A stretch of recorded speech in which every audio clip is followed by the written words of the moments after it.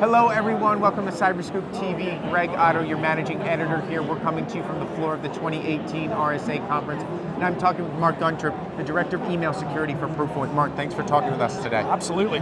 So, I saw that Proofpoint is making some announcements around people-centered security. I would love to know a little bit more about that. Sure, I mean, if you go back a few years, everyone was all about CVEs and exploits and operating systems and applications.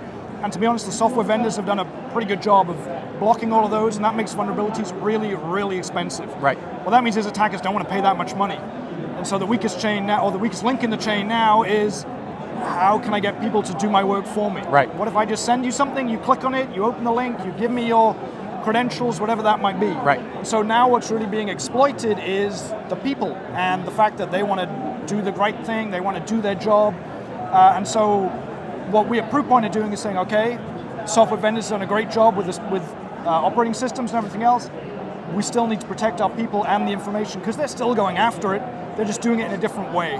Right. So, what would you suggest? What do we do in order to protect people? Because look, we've seen 2018 is no different from the past 4 or 5 years when it's come to breaches. Yep. So, how does focusing on the people change the mindset inside an enterprise to the point where you can actually stand up a good security apparatus? Well, so I would say, first of all, you don't want to change the way your people work at all. If you get in the way of the way people work, they'll find a way around you. Right. If they don't realize that security is there, or they just get on with their job, that's when you're going to win.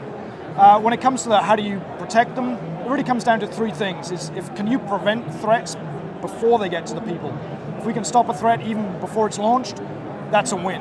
And when you think about email frauds and how you can put in place email authentication, that's a great way of stopping a threat even before it goes out. You can then extend that out when you're talking about people to your customers, to your partners, and anybody that's going to receive that email from you. You can think about training your end users in terms of what to look for if something's suspicious.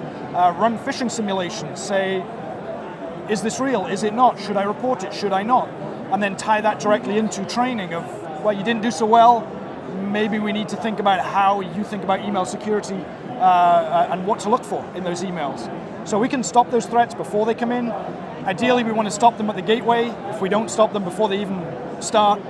And that's going to need to be several things that you need to kind of put in place around classification, around looking at how do end users interact with the web, thinking about web isolation. Right.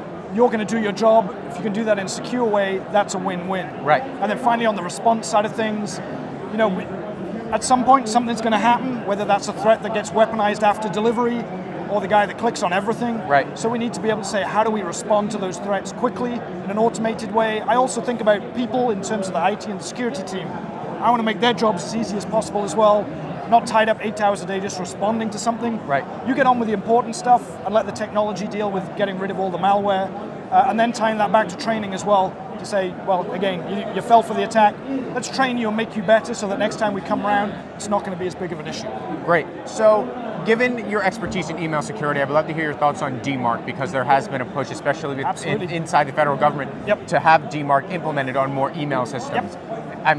What do you think about this rise in DMARC? So I think DMARC's necessary. I think it's a first step, and a great first step in the right direction.